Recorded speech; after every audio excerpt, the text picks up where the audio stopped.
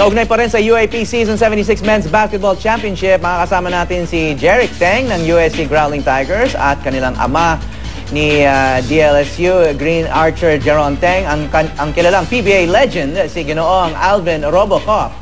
Teng, magandang umaga Jerick at Alvin. Magandang umaga rin po. Morning. Okay, Jerick, congratulations, no? Kahit natalo yung team mo, you were one of the best players on the court on that day, if not one of the best, no? At kung nanalo yung US team, malamang ikaw yung magiging MVP. Finals MVP. Oo. So, pero tell us, no? It was a very unique situation para sa inyong pamilya, no? After the game, kumusta naman sa bahay? Kasi alam ko, of course, sabay ba kayo umuwi? After the game, di kami sabay umuwi sa house eh. Dahil, ikaw ba nauna? Oo, hindi siya kasi he stayed in the quarters dahil may victory party. Siyempre, oo, masaya. So ako lang yung nasa bahay. Yun. So, pero when he came home, di kami masyadong maka-celebrate eh. Or at least for himself. Umuwi ka, nandun na yung mga gulang mo? Yeah, umuwi ako. So, kayo, I mean, how do you handle this? I mean, I'm sure there are many parents out there who are wondering, how do you handle such a unique situation? Parang mahirap na masarap na problema yan, ha? Una-una, bago pumasok yung Lasal sa UST, masaya kami dahil ito yung dream namin na pumasok yung magkapatid ng finals. So, pagdating sa finals, so ang hirap. So, kanino kakampi?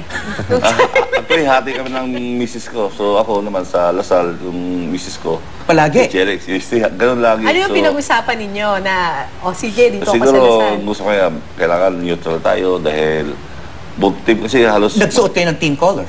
Wala. White. Ano, white? Kahit anong kulay, wag lang yung yellow. Kayong dalawa mag-asawa? White ang suot nyo?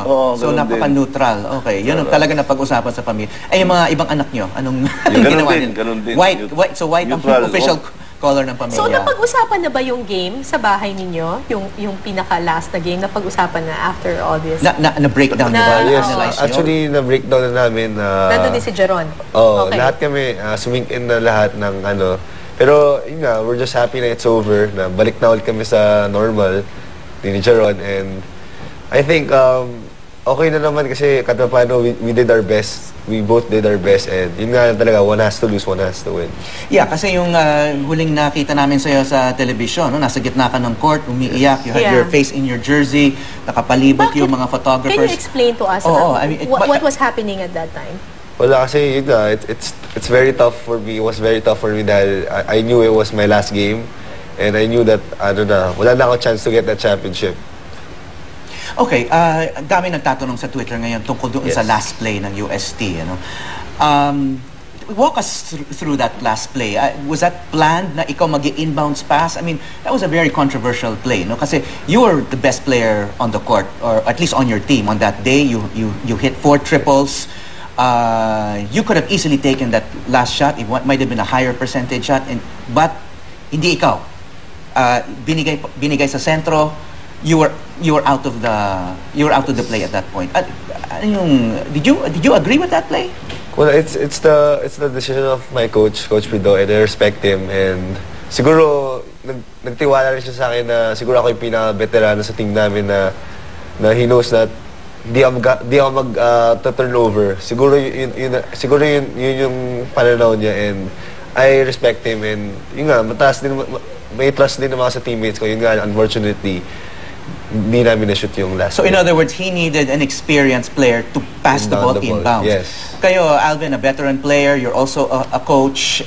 May nagsasabi na would Phil Jackson have asked Michael Jordan to make an inbounds play on the last play of such an important game? I mean, obviously not, no? He was the Michael Jordan of the team. Siya yung I mean, of course, ayaw naman natin i-criticize yung coach, no? Yes. But, siyempre, ang dami nagtatanong na, lalo na yung mga UST fans na sayang kung si Jerick yung tumira ng last shot, baka may pag-asa pa. Actually, may nangyari kasi dati nung games na iba na game ba, so nag-turnover. So yung time na yun na crucial time. So, kay Jerick talaga binigay yung inbound dahil magaling siya pumasa eh. May case na mga crucial, binabasa ni Jerick, magandang pass ni Jerick. So, kakataon lang noon na si Aljo na open. So, maraming siyang nagagawa na winning shot talaga eh. So, breaks of the game talaga yun na nangyayari kay Aljon. Okay, Jerick, pagkatapos nung game, maraming mga nag-bash doon sa Twitter, sa Facebook, dito sa teammate mo na si Aljon Mariano. Ipinagtanggol na siya kahapon ni UST Growling Tigers coach Pido Harencio. Ikaw, personally, nakapag-usap na ba kayo ni Aljon and na-explain na ba niya what happened during that time? Yun nga, we were able to talk yesterday. Sabi ko sa kanya na parang huwag niya na pansinin yung mga nag-bash sa kanya dahil yun nga, we know, our team knows how much he worked hard all throughout the season. He battled through injuries. And yun lang talaga, it's a make or break. If he made that shot, siya yung hero. If you miss it, you're the villain. Parang ganun. If you miss it, madaling questionin. Pero kung pumasok yun, hero siya. no one will question the shot. So, ganun talaga. Sinabi ba niya what was going through his head? Bakit niya ginawa yung... Kasi I think there are other players open on the court. And I At think saka hinihingi mo ata yung bola nung time the play na yun. was supposed to go to you. Yeah, pero siguro na lang kasi kumpiyansa na lang sa sarili niya. Dahil he was able to hit some big shots nung ibang games and yun lang, I trust Aljon. And he made 2 crucial free throws at the end as well. Yes, yes.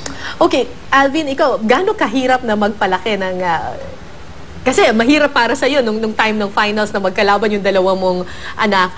Pero growing up, itong dalawang ito, gaano kahirap na magpalaki ng dalawang parehong basketball players at parehong magaling sa court? May competition siguro sa bahay.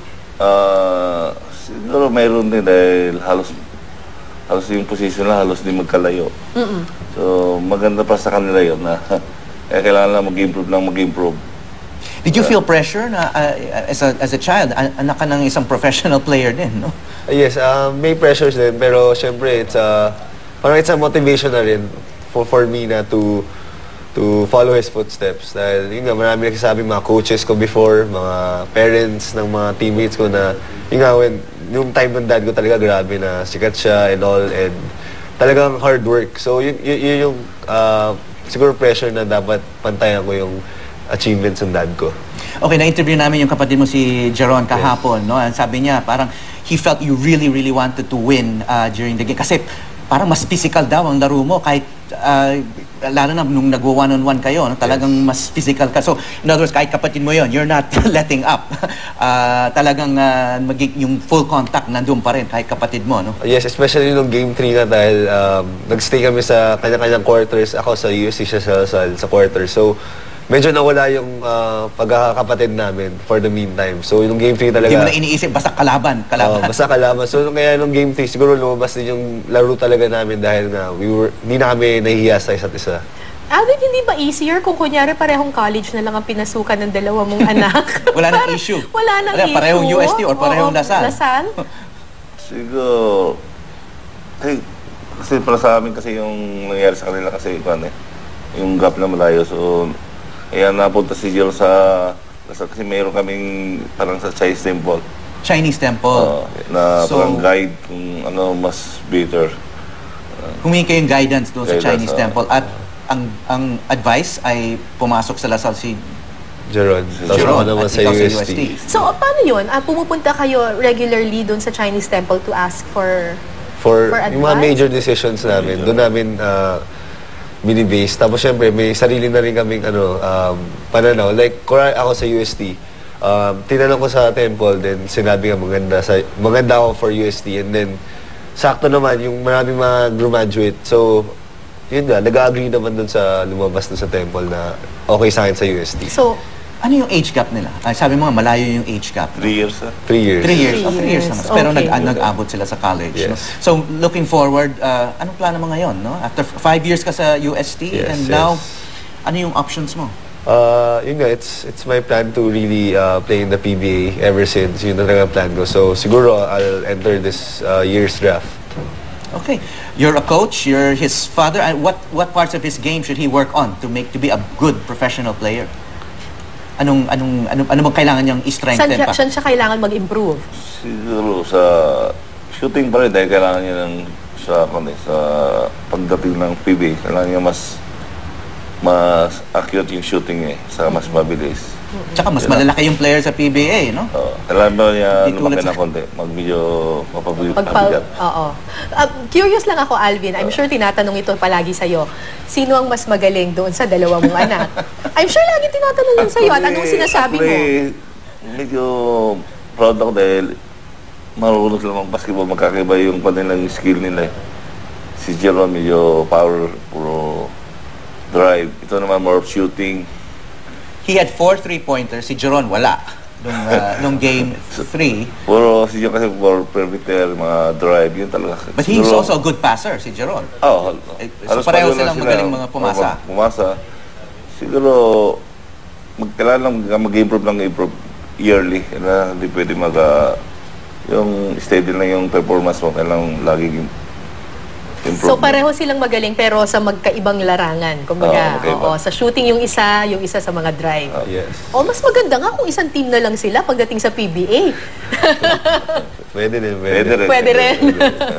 But in the next few years sa UAP, wala nang conflict, no? So you will be on the side, only on one side. Yes. I'll be supporting Jeron na next season. Okay, and mukhang malaki yung pag-asa na mananalo ulit. The team is intact, no? Sa Lasal. Yes, sobrang intact sila. Yung nga sinabi ko na it will be very tough for other teams to beat them dahil yung nga may dadagdag pang ibang mga PhilAms, I think, and it's gonna be very tough for other But you will also be rooting for UST. Yes, of course. Okay. Alright, maraming salamat PBA legend Alvin Robocop Teng at Jerry Teng ng UST Growling Tigers.